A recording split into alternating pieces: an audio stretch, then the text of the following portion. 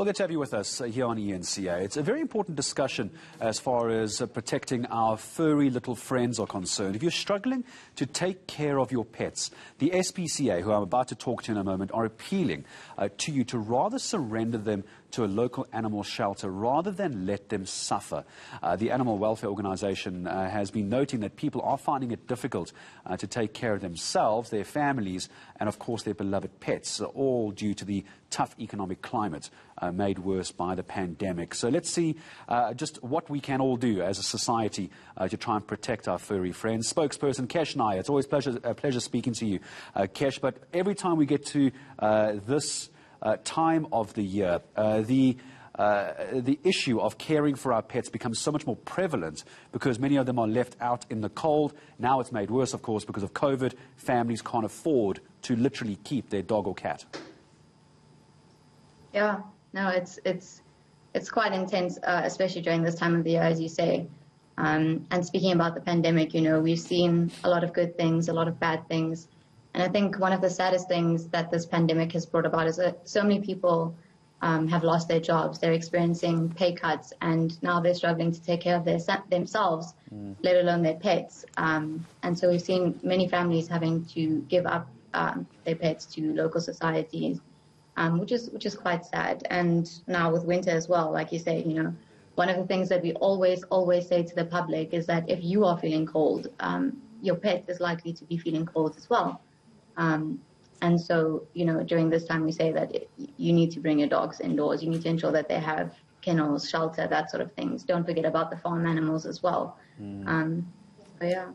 Kesh, I wanted to ask you about this. So there's this call now from your organization, the NSPCA, for those who can't look after their pets for the very reasons you just mentioned, to surrender them to a local animal shelter. But of course, we know the SPCA is struggling with capacity, struggling financially. I think we all know how difficult it is to keep the organization going. So when you say take them to a local animal shelter, are you talking about the SPCA, or are you saying people must find another animal shelter? Just clarify that for me. Okay, well, I think first let's start with, you know, you are quite right. We do struggle. We are at most of our societies are running out of resources, and it's a harsh reality. But regardless of that, no animal will be turned away from the society, from an SPCA. No animal. Everybody will be accepted. And it doesn't matter whether it's a dog, whether it's a cat, what condition the animal is in, what animal it is. You could come with an elephant and we would find a way to ensure that that animal is taken care of. So regardless of where we're at in terms of resources, no animal will be turned away. And then we say, so we are saying, bring your pets to the SPCA. If you have a local society, bring it to the local SPCA. In the places where there are no SPCAs or your SPCA is too far, there are other animal welfare shelters that you can take your animal to. And so if there's no SPCA, take your animal there. If there's no animal welfare shelter, then it's then that you can contact the NSPCA, because we obviously work with animals across the entire country.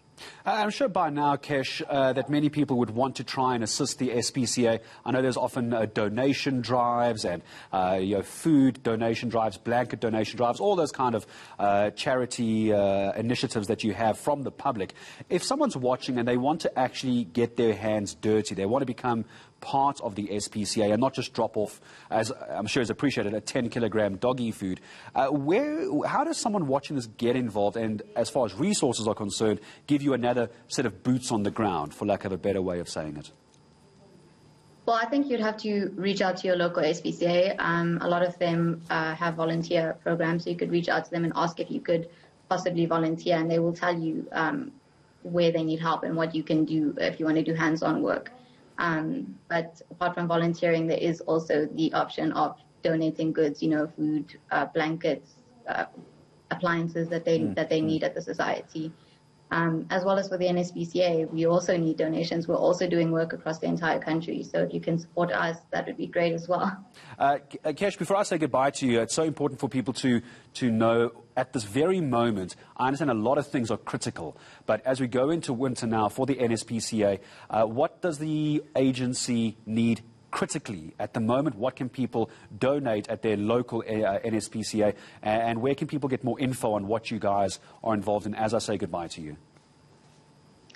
I think for the local societies, it may vary according to each society. Some societies may need more food than they need blankets. So again, you'd have to reach out to your local society and ask, listen, what is it that you need exactly that I can help you with? And they will tell you, okay, we need dog food or we need blankets or whatever the case is. And in terms of National Council, because we work across the entire country and our units do such different work, apart from protecting animals and uplifting their welfare, for national, I think the best thing to do would be to donate financially, and that can be done on our website. If you're looking to contact us or your local society, you can go onto the NSPCA website, which is www.nspca.co.za. And to locate your SPCA, there is a locate icon. So you click on that and it will give you your local society's details. In terms of donating to us, the NSPCA, there is a donate button which the public can click on, and there are many, many options in which you can reach out and help us. Yeah, so no excuse not to help the SPCA and our furry friends. Kesh, Naya, thank you very much indeed. Let me just reiterate that call by the organisation. If you are struggling to look after your animal, they're saying please surrender them to a local animal shelter. Don't let them suffer. Of course, that's what we all ask for with our animals.